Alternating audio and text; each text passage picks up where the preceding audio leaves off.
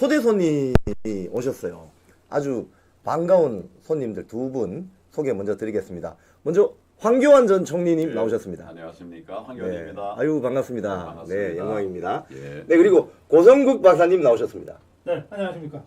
아니 제가 오늘 첫 방송부터 너무 좋은 게스트님들이 오셔가지고 제가 오늘 방송 진행을 아주 매끄럽게 해야 될 텐데 여러분들 댓글창으로 많이 응원해 주시고 많이 날려주시면 좋겠습니다. 오늘 사실 이 황교안 전 총리님이 또 오시게 된 것도 여러 연유가 있겠지만 지금 사실 대한민국 전국이 지금 엄중한 시국입니다. 아시는 것처럼.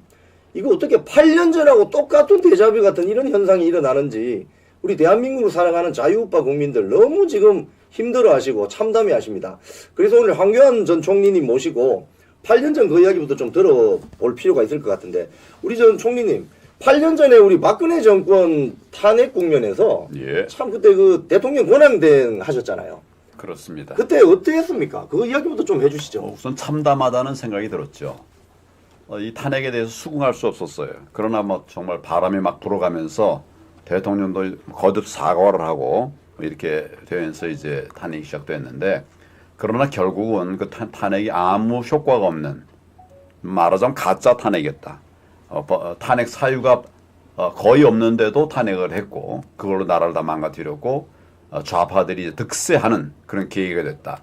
이런 면에서 저는 정말 이 부분에 대해서 안타깝게 생각을 하고 제가 이 일련의 과정들을 참여하는 마음으로 나는 죄인입니다. 이런 뭐 책도 냈었습니다. 이런 일이 다시는 있어서는 안 된다라고 생각합니다. 참 총리님 말씀하신 거 보니까 참 이 공감이 되는 부분이 지금 대한민국 정치인들 중에 이 대한민국 전국이 이렇게 난장판이 된 것이 바로 내 탓이다라고 이야기하는 정치인이 아무도 없어요. 지금 전부 손가락질하면서 저 사람 잘못이다, 윤석열 대통령 잘못이다, 저기 잘못이다 이렇게만 하고 있는데 우리 황교안 전 총리님 말씀대로 8년 전에 참 그 상황을 보시면서 이게 내 탓이다라는 이런 이야기 멘트를 하시는 분이 거의 없는 것 같은데요. 그 당시에 뭐 가짜 뉴스가 많이 설쳤지 않습니까? 그렇죠. 예나 제나.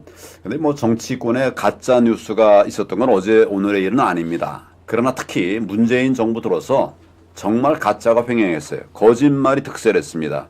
우리 국민들이 이걸 좀 이제는 깨닫고 거짓말에 속지 않는 뭐 이런 변화가 좀 있기를 정말 간절히 바랍니다. 저는 거짓과 가짜와 계속 싸워나가도록 하겠습니다. 지금 사실 그 8년 전 그 당시에 대통령 권한 대행을 하셨었는데 그때 이 난국을 어떻게 대처하셨어요? 그 당시에는. 결국은 내 혼자서는 안 되니까 우리 국무위원들이 있었습니다. 국무위원들 중에 사퇴하기로 돼 있던 사람도 있고 뭐 이런데 다 붙들어 놓고 또 더 잘 되기로 김종용 그 당시 금융위원장 부총리로 내정돼 있었는데 지금 그거 갈 때가 아니다. 자리를 각자 지키자. 이렇게 정말 똘똘 뭉쳐서 그 국무위원들 중에는 저보다 학교 선배도 있어요. 예. 4명이나 있는데 다 뭐 몇 년씩 선배인데 한결같이 똘똘 뭉쳐서 저를 돕고 같이 위기를 극복하기 위해서 노력을 했었습니다. 국민들도 많이 응원해 주셨고 그 덕에 탄핵 정국을 잘 마무리할 수 있도록 탄핵 자체는 너무 가슴 아프고 안 된 일이지만 그걸 벌어진 일은 잘 마무리할 수 있도록 그렇게 노력을 했습니다. 예, 그 당시 활동하셨던 그런 부분은 많은 국민들이 황교안 전 총리님의 그 당시 표정, 발언 이런 것들을 잘 기억을 하고 있는 것 같아요.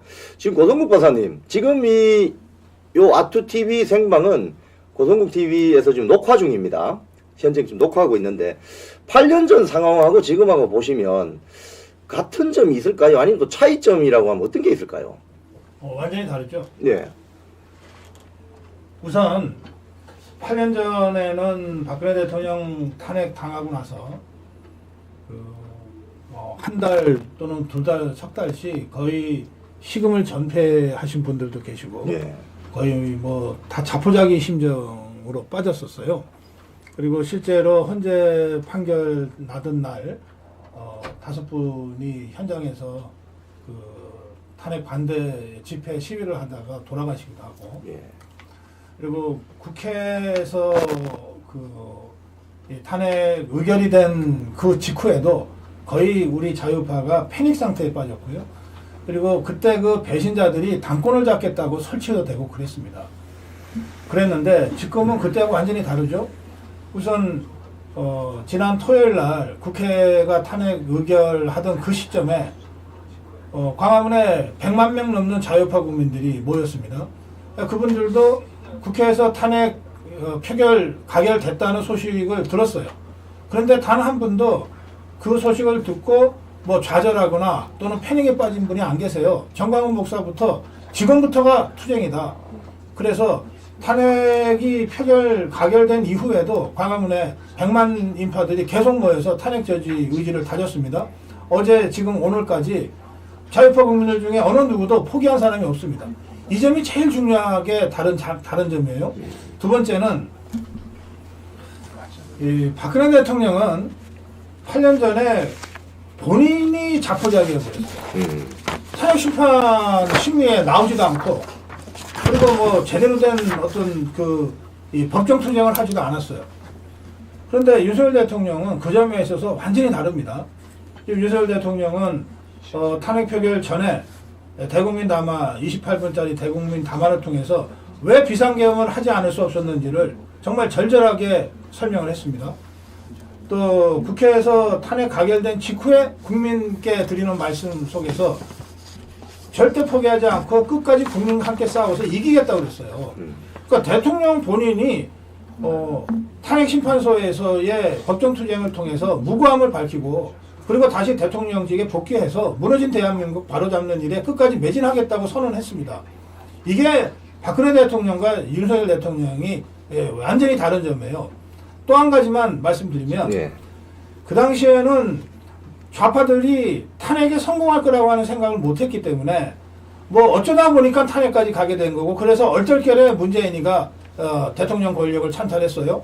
근데 지금은 8년 전에 그 경험을 그대로 한번 해봐서 그래서 탄핵 아니면 정권 잡을 길이 없으니까 그리고 탄핵이라는 이 헌정 중단 사태를 만들지 않으면 지가 먼저 감옥에 갈 것이 너무나 분명한 이 조국이하고 이재명이가 이것을 공작적으로 획책해서 여기까지 온 거란 말이에요. 그래서 일단 국회 표결까지는 성공했어요. 한동훈 일당의 배신까지 겁박으로 끌어내면서. 그런데 이제 윤석열 대통령이 박근혜 대통령처럼 그냥 포기하고 어디 무슨 끌려가는 양처럼 그냥 순순히 탄핵재판소에서 파면됐으면 조기 대선으로 이재명이가 혹시 대통령 자리를 또다시 문재인에 의해서 찬탈하게 될지도 몰랐지만 대통령이 딱 버티잖아요. 싸우겠다 그러잖아요. 더구나 지금은 이 내란죄 형사소추 지금 재판 수사가 진행되고 있으니까 내란죄에서부터 말이 안 된다. 싸우겠다는 것 아닙니까? 네. 그러니까 이재명의 계산이 처음부터 잘못 이제 어그러진 거예요. 네. 이재명이나 종북주사파들은 한 두어 달 만에 탄핵시키고 또 두어 달 후에 대선해 갖고서 얼른 대통령이 되면 지가 감옥 안 가고 대통령 할 수 있다. 이런 계산을 했을 텐데 윤석열 대통령이 이렇게 끝까지 싸우겠다고 하는데 무슨 두 달 만에 탄핵 심판이 가능합니까? 내란죄 수사가 언제 끝날지도 모르는데 이러니까 이재명이가 완전히 죽서서 개줄지도 모른다는 이 궁지에 오히려 몰리게 된 거예요. 그리고 8년 전에는 배신자들이 당권을 잡겠다고 설치됐는데 한동훈이 조금 전에 쫓겨났잖아요. 네. 한동훈 똘마니 들인 장동혁이 김정호까지 어제 최고위원 사퇴했잖아요. 그렇습니다. 네. 우리 자유파 국민들이 8년 전과 완전히 달라요. 네. 국민도 다르고 대통령도 다르고 그리고 국민의 힘도 달라요. 모든 것이 다르다. 그리고 저것들의 그 얄팍한 계산 다시 대통령 권력 탈취하겠다고 하는 이 얄팍한 계산은 이미 시작부터 어그러지기 시작했다. 저는 그렇게 말씀드립니다. 지금 사실 이번 윤석열 대통령께서 대국민 담화 발표하실 때 국민들과 함께 끝까지 싸우겠다 이 멘트를 하셨는데 저도 그 멘트를 들은 많은 국민들께서 특히 윤석열 대통령을 지지하시는 분들이 굉장히 그 부분에 대해서 호평을 하시더라고요. 그러니까 8년 전에 박근혜 대통령 같은 경우 굉장히 충격을 받으셔가지고 또 사실 또 여성 대통령으로서 최초의 여성 대통령으로서 힘든 부분이 많지 않았겠습니까? 그런 면에서 보면은 지금 윤석열 대통령이 저는 강력한 전투 의지를 가지고 있는데 우리 황교안 전 총리님 8년 전에 만약에 이런 상황이 있고 대통령이 좀 강력한 예를 들자면 법정 투쟁을 하겠다는 이런 생각을 가지고 있다면 대통령 권한 대행으로서 이 대응하는데 어떤 차이가 있겠습니까? 사실은 맨 처음에 대통령이 이제 박근혜 대통령이 사과를 했어요. 네, 맞죠. 난 그게 패착이라고 생각합니다. 그 말씀도 드렸어요. 뭘 잘못했다고 사과하시는가. 여러 가지 다툴 부분이 많이 있었는데 사과부터 해보셨단 말이에요. 그러니까 우리 힘이 빠지고 또 거듭 또 사과문을 내셨어요. 이런 것들이 참 큰 아픔이었고 또 그런 상황에서 대한민국을 지켜내기가 쉽지 않았다 이런 생각을 합니다. 근데 지금은 말씀하신 것처럼 윤 대통령께서 강한 의지로 불법과 싸우겠다 이런 이제 말씀을 하셨죠. 뭐 내란 얘기를 하는데 저는 뭐 법조인이고 또 이 공안 사건을 많이 했던 그런 법조인입니다. 내란 사건도 다뤄본 사람이에요. 다뤄본 사람입니다. 저는 내란이 법리적으로 되지 않는다. 내란이라고 하는 데는 목적범이거든요. 목적범은 일반적으로 다르죠. 사기니 이런 거하고 달라요. 어떤 목적을 가지고 범행을 한 것이 목적범입니다. 근데 그 목적이라는 게 뭐냐면 국헌을 문란할 목적으로 이런 거예요. 대통령이 무슨 국헌을 문란합니까? 본인과 우리 집권 여당이 국헌인데 그걸 무너뜨린다는 말 자체가 난 성립이 안 돼요. 말 자체가 성립이 안 된다고 법리적으로 보기 때문에 이건 그냥 정치적인 얘기가 아니라 법적으로도 말이 안 된다 이런 생각을 하고 우리 대통령께서는 뭐 지금 여러 번 말씀하신 것처럼 끝까지 정의를 세우겠다고 하는 이런 말씀을 여러 번 하셨어요. 그렇기 때문에 이길 수 있다. 싸우지 않으면 이길 수가 없죠. 근데 싸우면 이길 수가 있고 또 저나 우리 고성국 박사나 우리 자유민주 시민들이 윤석열 대통령을 반드시 막아낼 겁니다.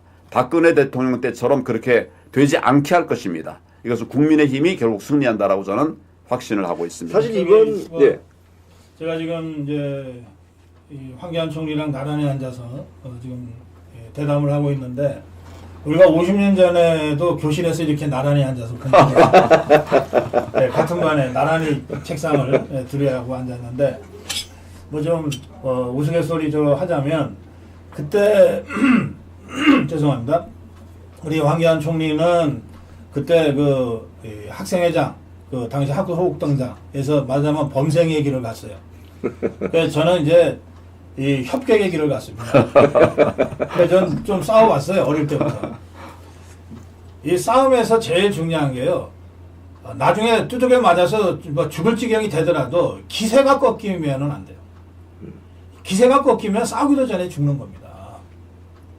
그래서 지금 8년 전과 굳이 비교하자면 박근혜 대통령은 처음에 기세가 꺾여버렸어요.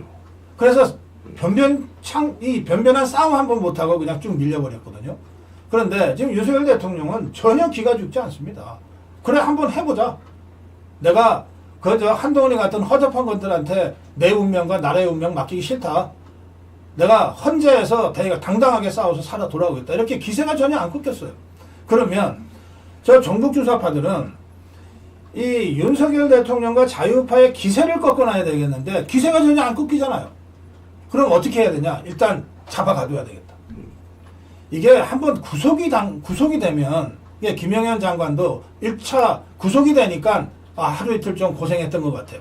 예? 의기소침해지고 그럴 수밖에 없어요. 사람이니까. 그런데 더 중요한 거는 대통령이 구속 수감이 되는 모습이 이제 원 언론을 통해서 기성 언론을 통해서 하루 종일 생방송으로 틀어질 거 아니에요. 그러면 그걸 바라보는 국민의힘 자유파 국민들이 이거 대통령이 이제 감옥에 갔네. 이제 싸움 안 되는 거 아니야? 라고 투쟁 의지를 접을 가능성이 있어요. 지금 종북교 아빠들이 그거 노리는 거거든요. 그래서 싸움에 임해서 기세를 꺾기 위해서 대통령 인신부터 구속하겠다는 거예요. 지금 그래서 검찰이 1차 영장 아닌 줄 빤히 알면서 아니 변호인단 선임할 시간도 안 주고서 영장 청구하면 그거 응할 사람이 누가 있어? 맞습니다. 저 같은 아무것도 아닌 무지랭이 일반 시민도 그런 영장 그런 그 소환에는 응하지 않습니다. 2차 영장, 3차 영장 한 다음에 말을 안 들으니까 이제 집행할 수밖에 없다고 그러고 수사관 보내서 강제 집행하겠다고 지금 하고 있는 것이거든요. 네. 자, 이게 저 정북주사파들의 그 아주 사악한 탄핵 파면 의도예요. 일단 대통령 기부터 꺾어놔야 되겠다. 그래서 광화문에 모여서 탄핵 저지하겠다고 투쟁하는 자유파의 길을 꺾어야 되겠다. 그리고 그거 갖고서 이틀이고 3일이고 엄청 기성 언론을 다 완전히 도배질을 해야 되겠다. 감옥에 가면 유죄라고 사람들이 생각하는 이 잘못된 법적 편견을 이용해서 그렇게 만들어 가겠다는 거거든요. 그렇게 해서 여론재판으로 윤석열 대통령을 범인으로 내란죄 수개로 기정사실화 시켜놓고 탄핵재판하면서 헌법재판관들한테 강압하겠다는 거예요. 자, 이렇게 됐는데 너네 그 탄핵 파면 안 해? 이렇게 강압하겠다는 거거든요. 그러니까 처음부터 맞서 싸워야 돼요. 처음부터. 맞습니다. 우리 사법 원칙은 불구속 원칙이에요. 그렇죠. 불구속 원칙이에요.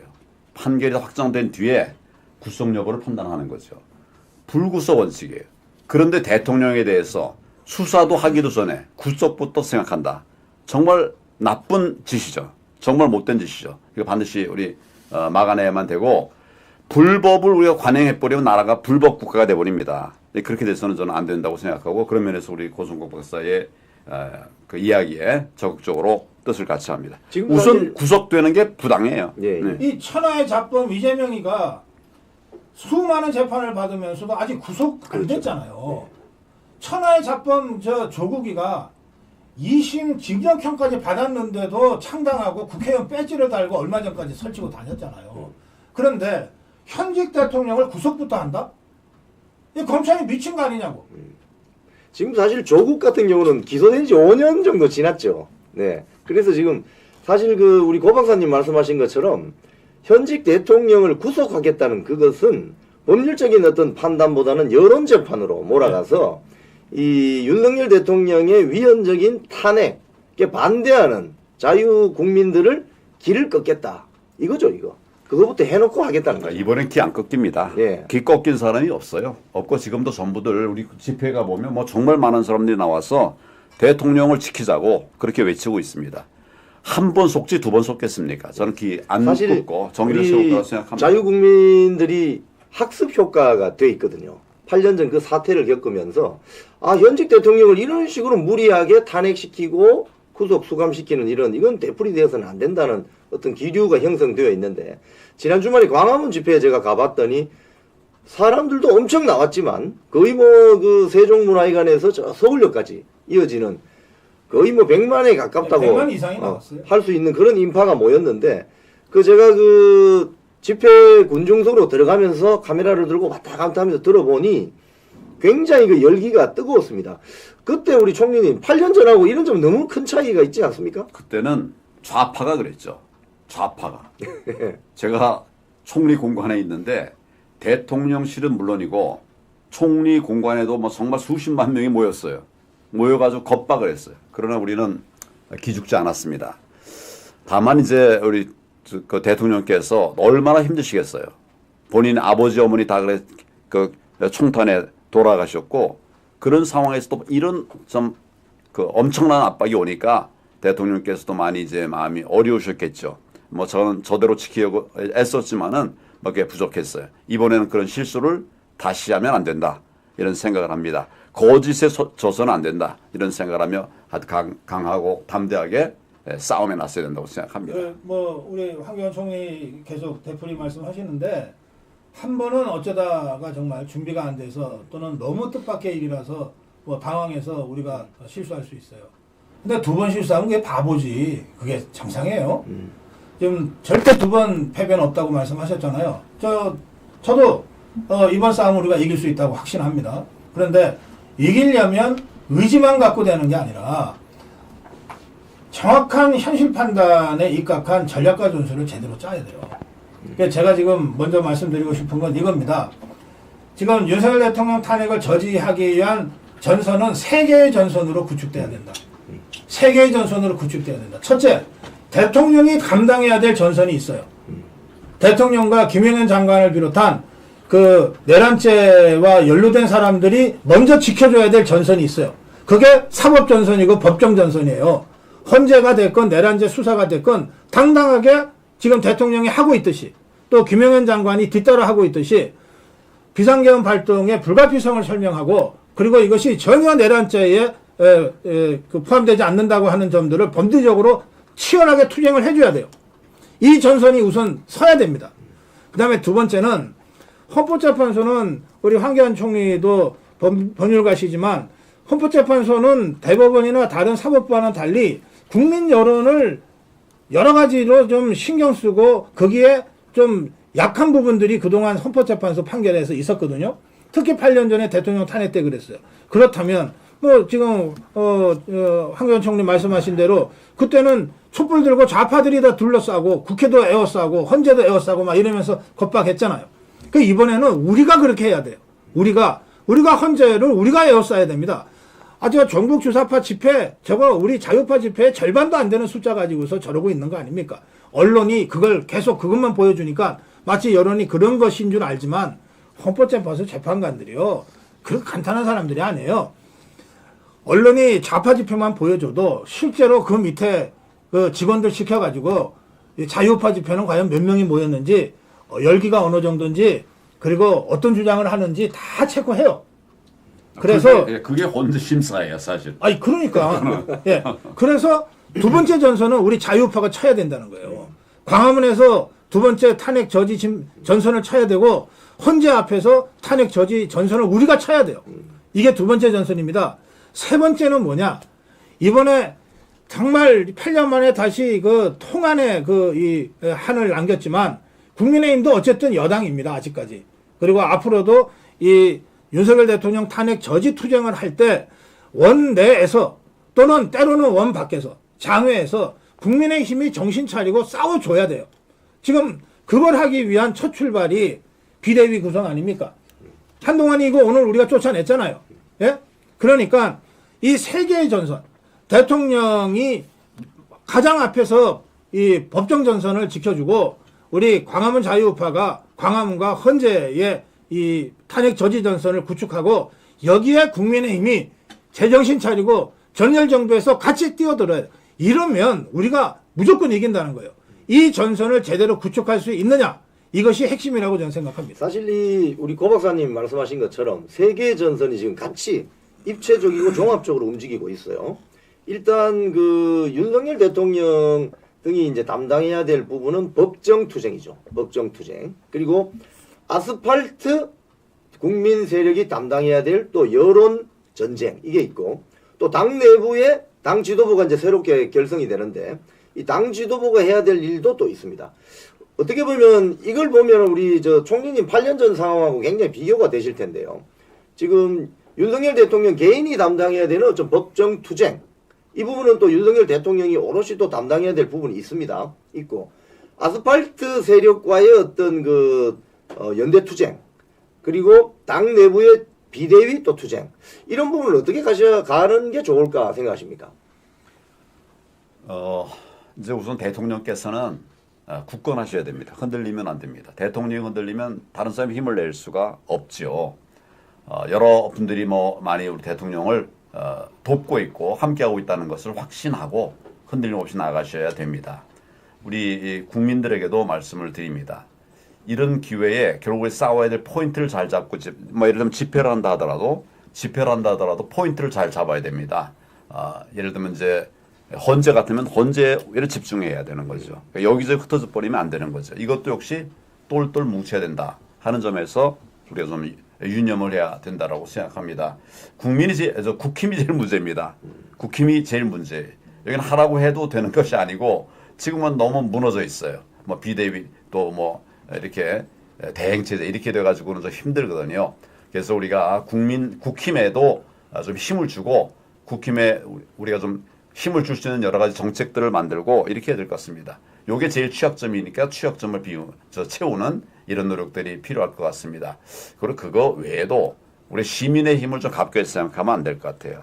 예를 들면 집회에 나가서 시민들이 힘을 발휘하는 것도 중요하긴 하지만은 국민들이 정말 모여가지고 하는 한계가 있지 않습니까? 여기저기에 SNS니 이렇게 통해 가지고 힘을 모으고 한 군데도 하지만 집중적으로도 하지만 전국적에서 그런 바람이 일어날 수 있도록 하는 것이 가능하기도 하고 또 그렇게 해야 된다. 이런 생각을 합니다. 한번 이제 강론으로 한번 짚어보죠. 먼저 비대위 체제가 이제 조직이 되면 비대위는 어떤 인적 구성이 필요하고 어떤 전략 전술이 필요할지 우리 고 박사님 한 말씀 해주시겠습니까?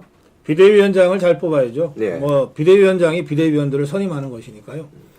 그런데 지금 제가 이렇게 그 여의도나 또는 광화문에 우리 태극기 애국 세력들의 말씀들을 들어보면 몇 사람으로 좁혀집니다. 우선 김문수 비대위원장 추천하는 분들이 많으세요. 예. 그동안 김문수 장관이 보여줬던 그 소신과 그 강단 있는 행동 때문에 이 위기 상황을 돌파할 수 있는 적임이 아니냐. 또 김문수 장관이 장관하기 전에 광화문 태극기 애국 세력과 쭉 함께 해왔던 역사가 있잖아요. 그래서 김문수 비대위원장을 추천하는 분이 많이 계십니다. 뭐 저는 뭐 현직 장관이지만 권한대행한테 사표 내고 그 다음날 비대위원장 맡는들 그게 뭐가 문제겠냐 싶어요. 한동훈이는 그렇게 해서 비대위원장 안 됐습니까? 네. 자, 김문수 카드가 있습니다. 그 다음에 원희룡 비대위원장 얘기를 하는 분들도 많으세요. 원희룡 전 장관이 그 윤석열 정부를 탄생하는데 결정적인 역할을 한 사람이거든요.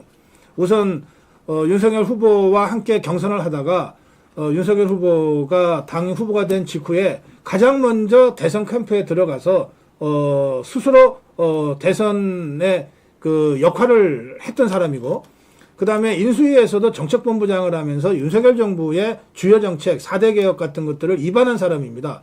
그리고 실제로 건설교통부 장관 하면서 건폭과의 전쟁이나 이런 불법 파업과 관련된 전쟁에서 원희룡 전 장관의 그 전투력이라고 하는 거는 누구나 다 인정할 정도로 강력했지 않습니까?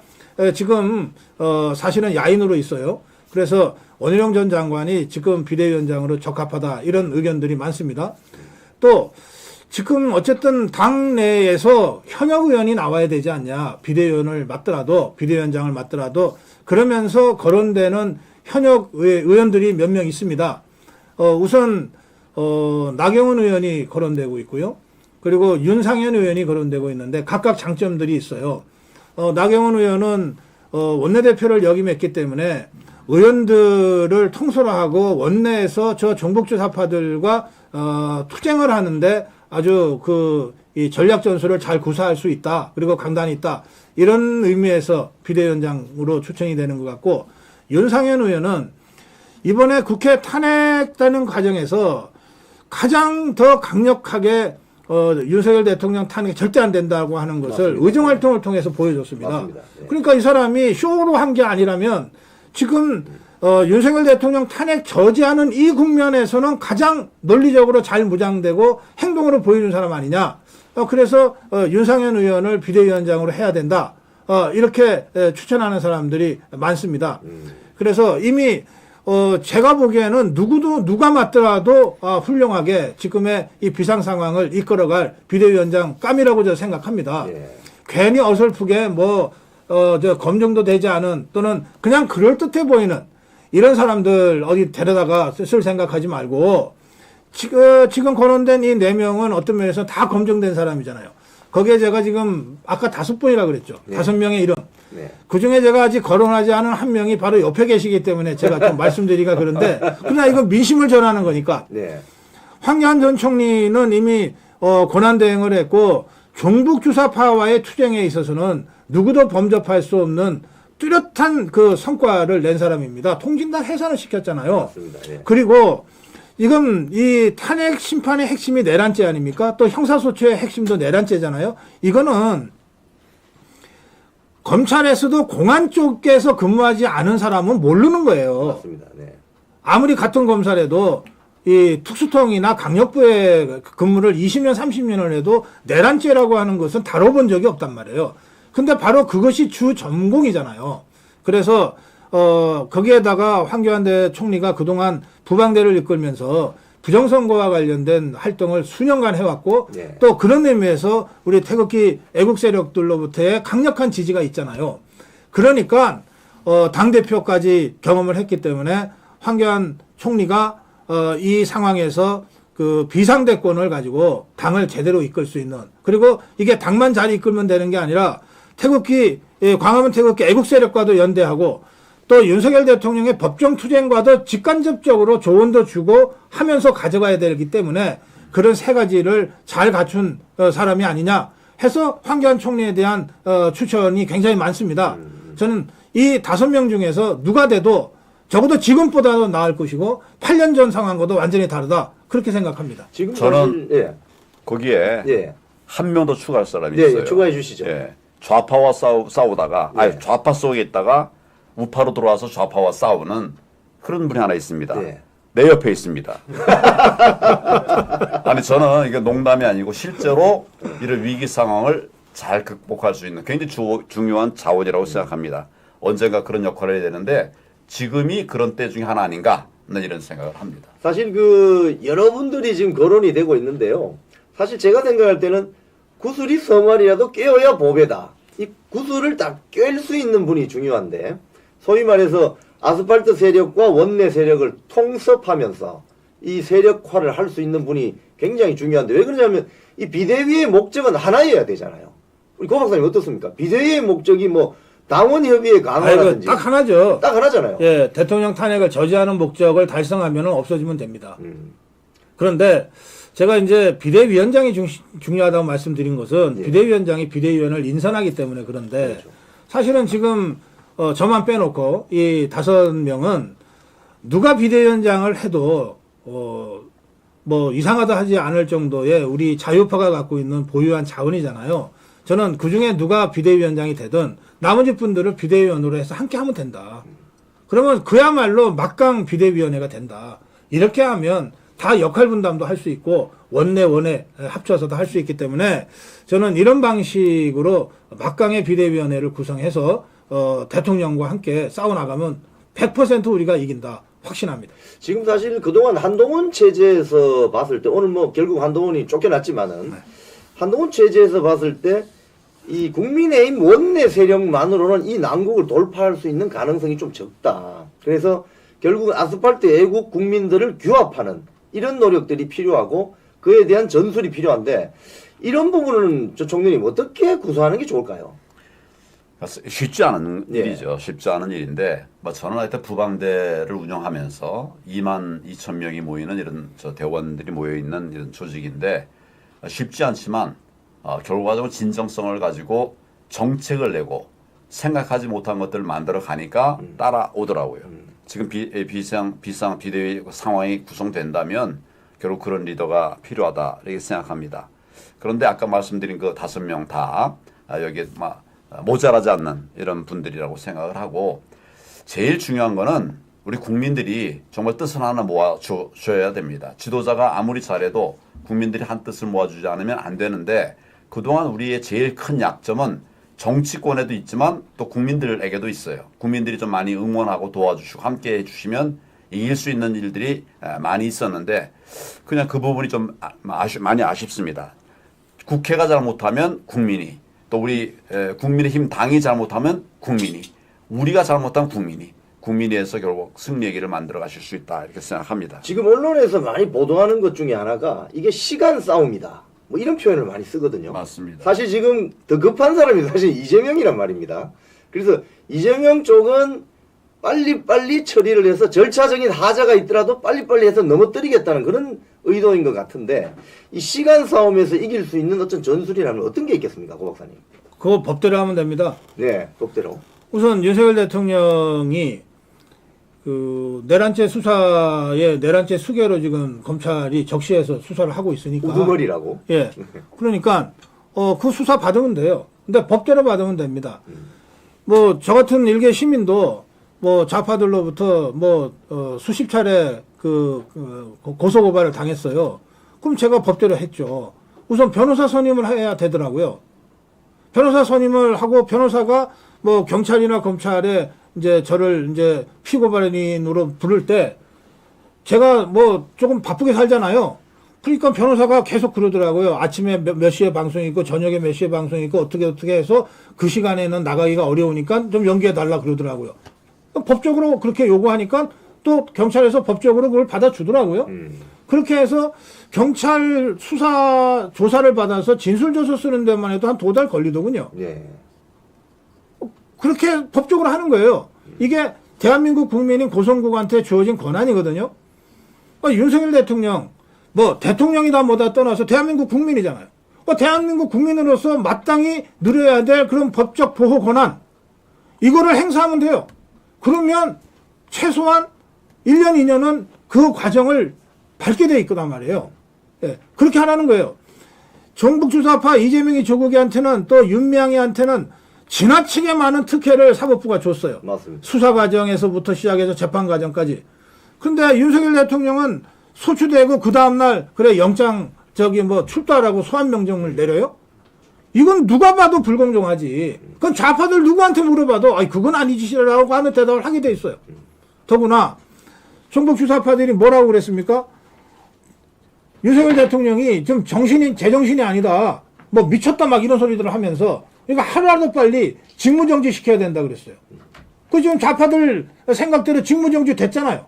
윤석열 대통령이 좌파들 주장대로 뭔가 국가를 위해서 해를 끼칠 수 있는 게 뭐가 있어요, 이제. 할 수 있는 게 아무것도 없는데. 왜 서두르냐고. 직무정지를 시켜놨으면 됐지.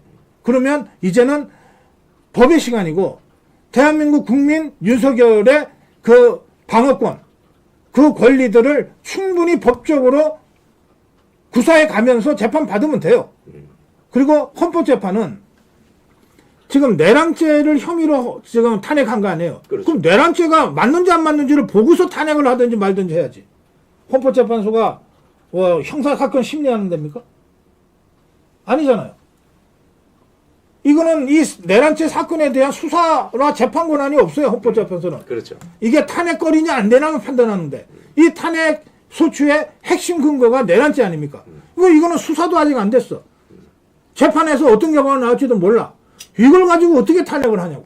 그러니까 법대로 하라는 거예요. 예, 사실 이게 처음부터 사실은 이게 현직 대통령은 자신의 임기 중에 내란죄를 제외하면 형사소추를 받을 수 없어요. 그렇기 때문에 이 검찰 특수본에서 이제 내란죄를 올가매어서 잡아 넣으려고 하는 거죠. 근데 이 대목에서 제가 우리 총리님께 한번 여쭤보겠습니다. 이 사건이 지금 이 사태가 터지면서 우리 총리님께서 내란죄 이게 성립이 되느냐?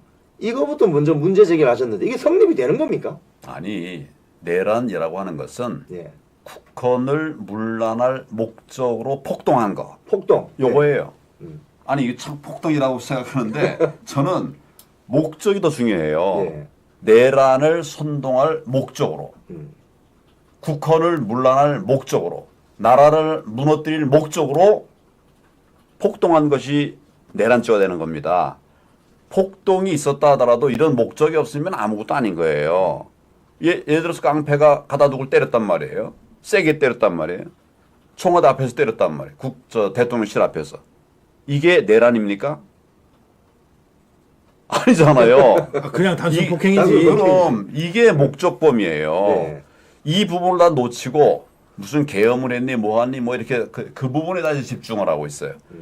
목적이 없으면 내란죄가 성립될 수가 없습니다. 근데 형님 많은 국민들이 이런 생각을 합니다. 현직 대통령이 대통령 권력을 유지하고 있는데 국민을 대표해서 내란을 일으켜서 또 다른 권력을 침탈하려고 한다? 이게 성립이 됩니까? 아니 말이 안 돼. 제 자가당책에 말이 안 되는 말이에요. 대통령 아니라면 내란도 될 수 있고 다 할 수 있죠. 그렇지만 대통령은 본인이 국헌인데 예. 거기다가 나를 스스로 부서뜨리는 그런 행동을 할 목적으로 폭동했다. 이건 말이 안 되는, 논리적으로 말이 안 되는 겁니다. 그리고 세계사적으로 보더라도 대통령이 내란죄로 처벌됐던 예도 없고 조사받았던 예도 없고 그런 것이 발생한 예도 없습니다. 제가 알기로는. 제가 전 세계를 다 조사하진 않았지만 제가 알기로는 그래요. 언론 보도에도 아마 난 일이 있는 것 같아요. 그래서 이 자체가 성립이 안 된다라고 저는 얘기하는 거예요. 그래서 이영풍 기자가 정확하게 지적하셨어요. 성립도 안 되는 내란죄를 뒤집어 씌운 이유는 현직 대통령은 내란죄가 아니면 형사소추가 안 되니까. 그렇죠. 그러니까 어떻게든 일단 윤석열 대통령을 잡아놓고 봐야 되겠다고 하는 욕심 때문에 그렇죠. 지그들도 법률가들은 알 거예요. 이게 법리적으로 성립이 안 된다는 걸. 그렇지만 무리해서 내란죄를 지금 적용하다 보니까 수사 자체가 이게 굉장히 어렵게 돼버린 거예요. 그러면 총리님 이 내란죄만 가지고 형사소추를 하는 이 사건이 하나 한 트랙이 가고 탄핵 심판 또 트랙이 투 트랙으로 가는데 이 두 개의 트랙이 같이 갈 수 있는 겁니까? 이제 묶여서 같이 이제 판단할 텐데 수사를 진행하고 있으면 재판을 좀 이렇게 미룰 수 있다. 뭐 이렇게 돼 있어요. 네네. 예, 그런데 그렇게 해가지고 근데 이제 만약에 수사 중인데 탄핵을 해버리면 나중에 수사가 무혐의였다. 윤 대통령은 아무 죄가 없었다. 이렇게 나오면 그 탄핵은 어떻게 되는 겁니까? 사형시켰는데 살인범이 다른 데 있다. 예, 아니 뭐 다른 데 있는 게 아니라 이 자체가 죄가 안 되는 것이었다. 라고 판단 나면 어떻게 하냐고요. 그러니까 이런 점을 다 검토해 보고서 판단할 일이지 서두르는 거는 악입니다. 잘못입니다. 이게 법치에 어긋나는 겁니다. 그다음에 이제 네. 어떻게든 막 빨리 해서 어떻게든 기정사실화 시켜버리려고 윤석열 대통령을 땅에 빨리 파묻어버리고 나중에 문제 이 내란죄가 성립 안 되더라도 이미 끝났는데 어떡하냐 이렇게 이제 오리발 내려고 지금 하는 건데 저 황교안 대표가 총리 시절에 이제 권한 대행을 했잖아요. 그때도 헌법재판관 문제가 있었죠. 그렇죠. 그 임명 안 했어요. 그렇죠. 예. 임명 안 했다니까. 지금 요번에 지금 문제시되고 있는 것이 국회목 3명, 민주당이 또 굳이 또 하나를 자기들이 하겠다고 했어요. 원래는 여야 한 명씩 하고 한 명은 여야 합의를 해야 되는데 자기들이 의석수가 많다고 해서 밀어붙여서 지금 2대1로 추천을 하려고 하는데 이거 한덕수 총리가 임명할 수 있는 겁니까? 저는 뭐 하여튼 쉽지 않은 일이라고 생각합니다. 네. 이게 법에 나와 있지는 않아요. 그러나 이제 법학자들이 검토를 한 것들이 있습니다. 권한 대행이 할 수 있는 한계가 있다. 이렇게 이제 하고 있어요. 특별히 이제 우리 국힘의 여당에서 추천한 이런 이제 장관급 이건 안 된다. 이런 것이 이제 언론이에요. 근데 이제 민주당이 뭐 예를 들어서 이제 추천했다. 이러면 뭐 좀 얘기가 달라질 수 있겠죠. 이게 복잡한 문제입니다. 복잡할 때는 간명하에 가야 돼요. 지금 이제 6명인데 6명이 뭐 끝내는 것이 맞겠다 싶고 한다면 그 중간에 집어넣는 것은 적절한 일이 아니다. 나중에 판단할 일이다. 이렇게 수년 전에 그 박범계 전 장관. 아니 뭐 그런 것들 얘기 일일이 인용하면서까지 비판할 필요가 없어요. 네. 보세요. 권한대행은 과도기적인 상황에 잠깐 동안 대통령이라는 그 자리가 그러니까 누군가가 대통령이라고 사인을 하지 않으면 안 되는 일들이 있으니까 그렇죠. 네. 그걸 하기 위해서 과도기적으로 권한대행 시키는 거잖아요. 그러니까 대통령의 정당성의 근거는 국민들이 모두 참여해서 투표한 직선에 있다고요. 그러니까 어떤 누구도 사실은 국민이 직접 선출하지 않은 사람이니까 그 대통령으로서의 그 정통성을 갖지 못해요. 그런데 이렇게 어쩔 수 없는 상황이 됐을 때 국가가 진짜 헌정이 중단되면 안 되니까 그 몇 달 동안 대통령 사인 대신 해라 이 말이거든요. 이게 통치행위라는 게 아니에요. 그렇죠. 여기 권한대행을 하셨던 황교안 총리를 옆에 앉혀두고 제가 이런 말씀을 해서 죄송하지만 권한대행의 그 운명이 그런 거란 말이에요. 그래서 노무현 때 고건 총리도 일체 적극적인 행정활동을 안 했어요. 그리고 박근혜 대통령 때 황교안 총리도 일체 적극적인 그 행정활동을 안 했다고요. 권한 대행이니까. 예, 누군가를 새로 임명을 한다거나 이런 걸 최소화했단 말이에요. 예? 그리고 이건 사인하지 않으면 국가가 중지될 것 같은 상황. 이런 경우에만 사인을 해준 거예요. 그렇잖아요. 네. 그러니까 지금 한덕수 총리도 속으로 무슨 생각을 하는지 모르지만 전례가 있다는 거예요. 고건 총리의 전례가 있고 황교안 총리의 전례가 있으므로 적극적인 행정활동을 하면 안 된다. 국가가 정말 중지될 수밖에 없는 위급한 상황에 처했을 때 대통령을 대신해서 사인해주는 소극적 행정, 그 범위를 넘어서면 안 된다. 이렇게 제가 말씀드리는 거예요. 그게 뭐 박이 뭐라고 그랬건 누가 뭐라 그랬건 그건 별로 중요하지 않습니다. 지금 이제 일반 국민들이 좀 혼란스러워하는 부분이 하나 또 있어요. 뭐냐면 현재 헌법재판관 6명이서 결정을 할 수 있느냐. 또 이 중에 한 명이라도 반대를 하면 이 사건은 기각된다. 뭐 이런 의견들이 있는데 그 점은 어떻게 보십니까? 지금 이제 6명 이상 있어야 유효하다라고 하는 거는 법에는 없는 얘기예요. 네. 그래서 관행이죠. 그게 관행이고 6명이 있어야 유효하다는 거는 법에 있는 거고요. 네. 근데 이제 한 명을 더 집어넣을 거냐 말 거냐는 거 관행으로 채워 나간 것인데 지금은 이제 그 새로 중간에 집어넣는 거는 맞지 않다라고 생각합니다. 관행이 법으로 어길 수는 없죠. 요런 점은 국민들이 분명히 아셔야 될 것 같고 또 이런 때 자꾸 이제 뭐 전에 민주당이 그때 헌법재판소 구성을 방해하지 않았습니까? 임명을 계속 안 하고 미루고 그렇죠. 정말 못하게 했어요. 예. 그러다 난데없이 지금 또 다시 이제 이렇게 한단 말이죠. 이거는 정말 국민들이 그런 바보도 아니고 그렇게 그런 것을 승인하거나 또 응원해 하시지 않겠죠. 정말 정치를 꼼수 정치라면 안 된다 이런 생각을 합니다. 지금 그 헌법재판관 2명이 4월 18일 날 이제 임기가 끝나는 것으로 되어 있는데 이런 경우는 또 어떻게 봐야 됩니까? 임기는 끝나는 거죠. 예. 그러면 임기는, 2명을 또 보충해서 또 새롭게 가게 되면 사건 이 처리하는 걸 어떻게 일단 6명으로 있다가 이제 2명이 그만둬요. 네. 그러면 4명이잖아요. 네 그럼 명. 심리가 중단돼야죠. 그렇죠. 심리가 중단돼야죠. 그다음에 그 2명이 원래 이제 누가 추천하는 몫이라고 하는 게 있잖아요. 네. 대통령이 3명 추천하고 뭐 대법원장이 3명 대법원장. 추천하고 국회에서 3명 여야. 추천하잖아요. 네. 근데 만약에 그 2명이 대통령이 추천했던 자리가 그만두게 되면 대통령이 추천해야죠. 그렇죠. 근데 지금은 권한대행이니까 권한대행이 추천하면 돼요. 그런 식으로 해서 보임을 해 나가야 되는 거죠. 근데 그 문제가 해결되기 전에는 심리가 불가능해지는 거죠. 불가능해지죠. 예, 그러면 중단해야죠. 사실 4월 18일 날 나가는 그 2분이 문재인 전 대통령이 추천한 사람들이거든요. 그러면 결국 윤석열 대통령이 또 저 추천해야 되는. 그러니까 윤석열 대통령 대신에 이제 권한대행인 그렇죠. 한덕수 권한대행. 총리가 추천해서 해야 되는데 하더라도 네. 어쨌든 그거 절차를 밟기 이전에 지금 우리는 그 이를테면은 여당에서 하나 야당에서 하나 여야 합의를 하나라고 하는 거를 더불어민주당이 지금 거부했던 것 아닙니까? 맞습니다. 네. 그러니까 이걸 이제 와서 집어넣는 것이 적절치 않듯이 이 두 사람의 경우에는 대통령 추천한 몫이었으니까 그거는 야당의 더불어민주당의 반대를 못했던 게 아니니까 그렇죠. 대통령이 추천한 몫은 권한대행이 추천해서 6명 채우면 되죠.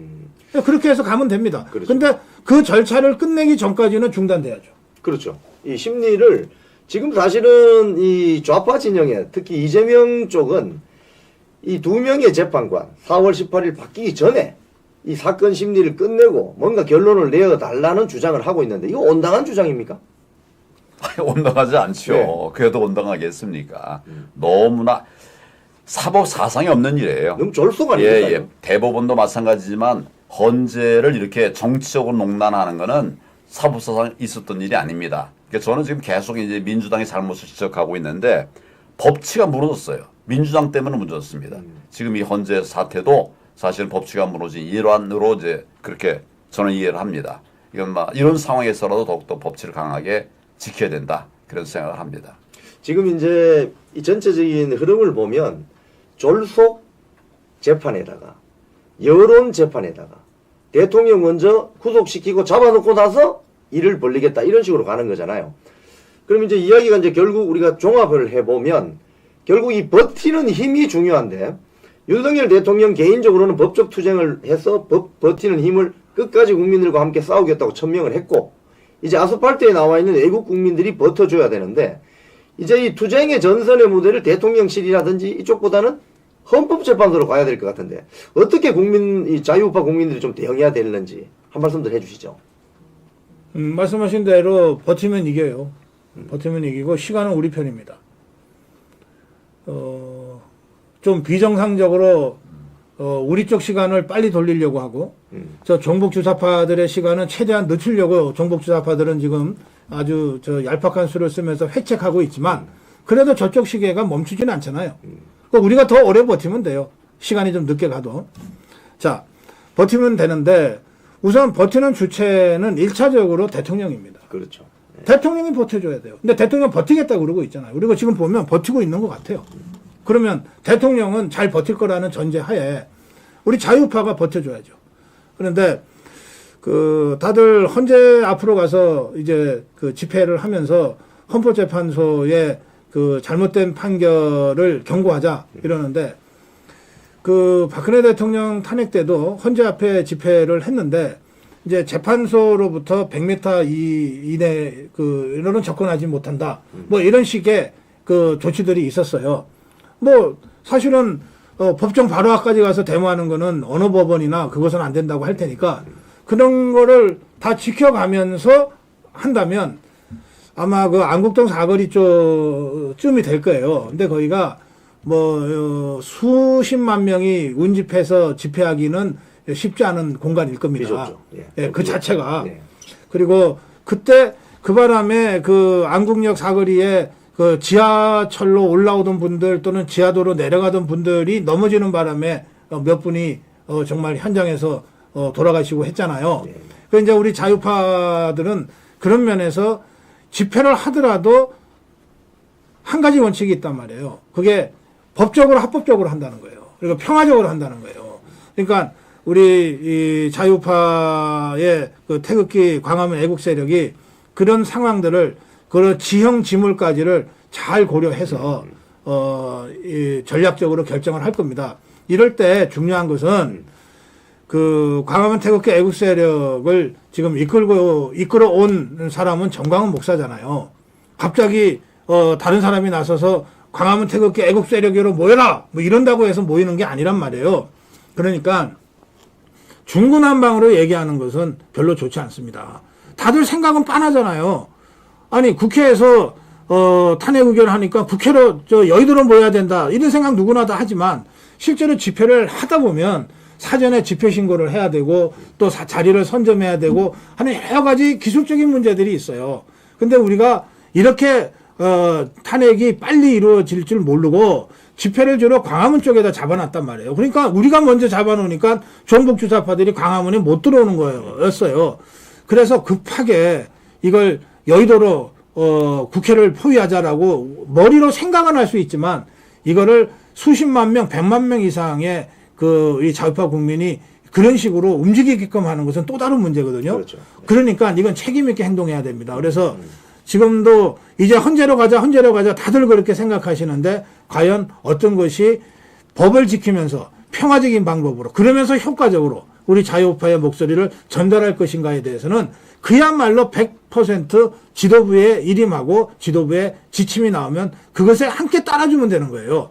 그런 방식으로 하는 것이 좋다. 그렇게 말씀드립니다. 사실 이 사태에서 우리가 꼭 이제 유념해야 될 것은 그럼 대통령이 왜 계엄령을 내렸고 뭐 이런 어려운 일을 이 길을 가고 있나 그 본질이 뭘까 이걸 파악하는 게 중요합니다. 네. 대통령은 예를 들어서 뭐 입법을 뭐 하고 싶어도 의회가 다 막고 국회가 다 막고 민주당이 다 막지 않았습니까? 사람 하나 추천해도 뭐 임명되지 못하도록 별별 짓을 다 했어요. 네. 예산이 있어야 대통령이 일을 할 거 아닙니까? 예산 다 막고 본인 하고 싶은 거 하지 못하게 하고 있어요. 그래 놓고선 지금 와서는 자기들이 막아놓은 걸 이제 추경을 하겠다 뭐 이런 소리를 하고 있어요. 아무튼 이렇게 대통령이 할 수 있는 걸 다 막아놨단 말이에요. 다른 방법이 없어요. 근데 부정선거에 대해서 본인이 이제 아시고 계셔요. 아시니까 이걸 통해서 돌파구를 마련할 수밖에 없다. 이런 이제 생각을 하셨겠죠. 그래서 다 막힌 상황에서 돌파할 수 있는 길로 이제 계엄령을 한 거예요. 계엄령이 뭐 잘했다 하고 싶은 생각이 아니에요. 본질이 뭐냐? 우리가 그 점을 흔들리지 않게 잡고 나가 싸워야 된다. 그래서 대통령 응원해야 되고 그래야 대한민국을 바로 세울 수 있다. 이런 말씀입니다. 그 집회에 관해서 참고의 말씀을 한 말씀 드린다면 하여튼 제가 공관에 있을 때 100m 밖에서 하는데 그게 뭐 몇십만 명이 하니까 바로 옆에서 하는 소리 같아요. 네네. 이런 장소의 어떤 장애를 극복할 수 있더라 그런 생각이죠. 문제는 그렇게 많이 이제 모여서 함께 해야 되는 것이죠. 그리고 이제 집회할 때마다 안전이 제일 중요하니까 안전을 잘 지켜야 되는데 우리 지난번에 막 100만 이상이 많이 모였던 기억이 있습니다. 2019년 예. 100만 넘게 모였는데 안전사고 전혀 없었어요. 전혀 없었죠. 예, 이게 자유민주의 힘입니다. 이번에도 이제 그런 빌미자필리하지 말고 그래 정말 냉정하게 강하게 그렇게 싸우는 그런 자유우파의 모습을 보여주면 헌재가 흔들리지 않을 수 없어요. 그리고 이건 억지로 흔드는 게 아니라 정의가 뭐냐. 탄핵 대상이 아닌 걸 갖고서 뭡니까? 그 내란의 대상이 아닌 걸 갖고 내란이라고 가짜로 만들고 있다는 이 점을 분명히 인식을 하고 나면 안 싸울 수가 없죠. 그런 점을 잘 지켜서 투쟁하면 될 것 같습니다. 그리고 이 투쟁 과정에 이제 마지막으로 한 번 더 제가 여쭤보고 싶은 것은 사실 구슬이 서말이라도 껴야 보배인데 이 자유우파 세력 사이에서도 서로 약간의 차이는 있는 것 같아요. 근데 이런 것들을 우리가 한 덩어리의 용광로처럼 녹이려면 서로 간에 약간의 차이가 있다는 건 서로 이해하고 보도하마 줘야 되는 거 아닙니까? 고 박사님 어떻게 보세요? 이런 부분은? 그러니까 때로는 이제 인해전술 같은 각계약전이 효과를 발휘할 때도 있어요. 그런데 사실 이 광화문 100만 집회를 하면 여러 단체들, 여러 수백 개 단체들이 사실은 참여하는 거잖아요. 그러면서도 큰 흐름을 보면 정광훈 목사의 그 지도력에 따라서 움직이거든요. 그러니까 사고가 없는 거예요. 네, 그렇듯이 지금 이 종북 주사파들은 무슨 상황만 벌어지면 지그들끼리 이 수괴들이 모여가지고 이 구수회의를 합니다. 네. 원탁회의라는 이름의 구수회의를 해요. 네. 그거 보면 한 20-30명 정도 돼요. 네. 그런 식으로 해서 딱 결정이 되면 일사불란하게 역할 분담하고 움직이거든요. 우리 자유파는 그런 훈련은 아직 덜 돼 있어요. 덜 돼 있지만 수많은 대중 집회를 거치고 8년 전에 그 뼈아픈 패배를 극복하는 과정에서 상당 정도 학습도 됐고 훈련도 됐고 또 그럴 만한 역량들이 조직적으로 갖춰졌어요. 이를테면 당장 전국 조직만 해도 정광훈 목사와 함께하는 자유마을이 전국 마을마다 3,600여 개가 있고 또 지금 황교안 총리가 정말 어려운 속에서 5년간 이끌어왔던 부방대가 지금 전국에 2만여 명이 있잖아요.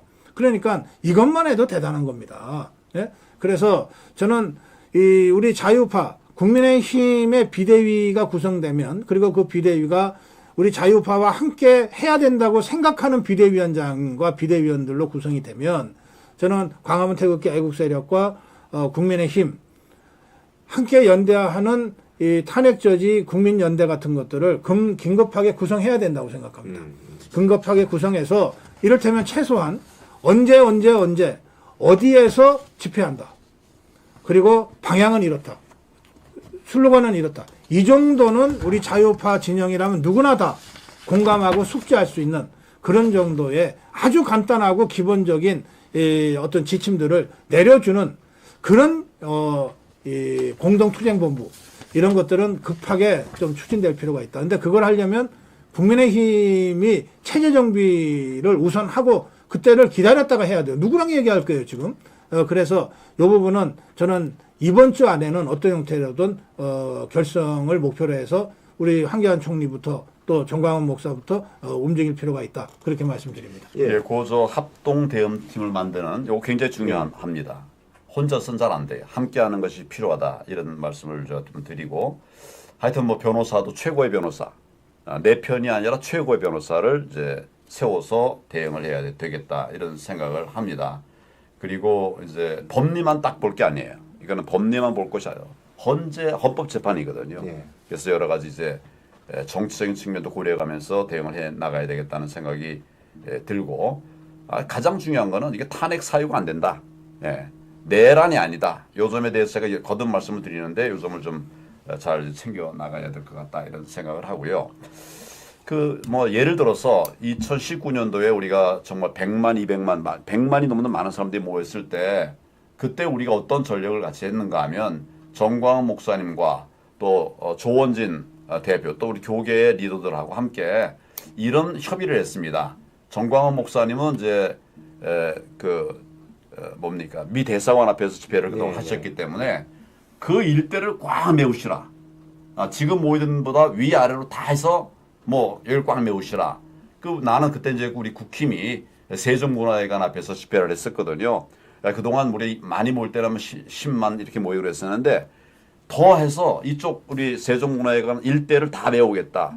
조원진 대표에게는 그 서울역 부근에서 집회를 개최했기 때문에 그 일대를 가득 메워달라.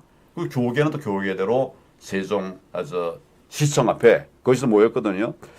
이렇게 하니까 이걸 뭐 나는 연대라고 표현을 했는데 그런 연대라 우리가 다 마음 하나 모으기는 쉽지 않아요. 근데 연대는 할 수 있거든요. 그래서 다 모이니까 그게 100만이 됐습니다. 지금도 우리가 함께 싸고 나가야 될 때 우리 안에 혹시라도 이견이 있으면 연대의 의식을 가지고서 나가면 극복할 수 있다. 그런 제 경험의 말씀을 좀 드립니다. 네.